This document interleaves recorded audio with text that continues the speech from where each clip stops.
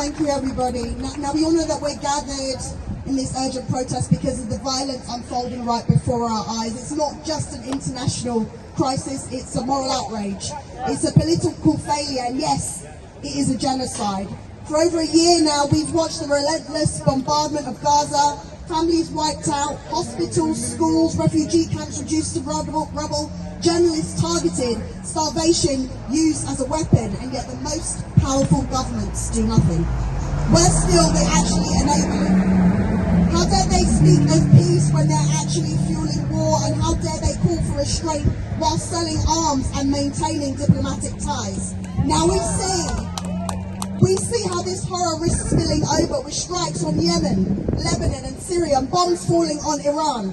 We're staring down the barrel of an even greater catastrophe, a regional war which will count costless lives more and bring unimaginable suffering. This is not about defense, it's not about democracy, it's about domination, about maintaining a brutal system and silencing anyone who dares to resist it. And let me say this clearly, if we do nothing, if we continue in the way that we have, the UK will have blood on its hands. By continuing to arm Israel, continue to train the IDF, our government will be complicit in genocide. Now, we know that the government have called for de-escalation, we know that they've sanctioned two Israeli ministers, and we know that they have had strong words for them.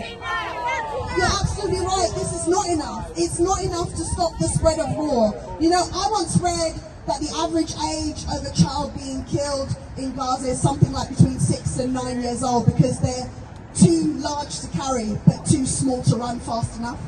That is what's happening. It's not enough. It's not enough. We need sanctions. You know, enough of the bombs, enough of the lies, enough of pretending that Palestinian life is disposable.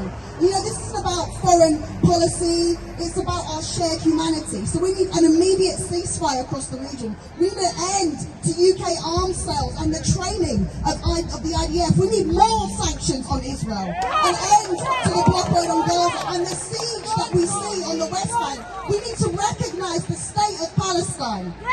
Because peace is never going to come through war, and security will not come through siege, and justice is never going to come without some form of accountability. So we continue to stand with the people of Gaza, those civilians being bombed across Iran and the Middle East, and we need to keep calling for an end to a genocide, a ceasefire now, and a free Palestine. Thank you.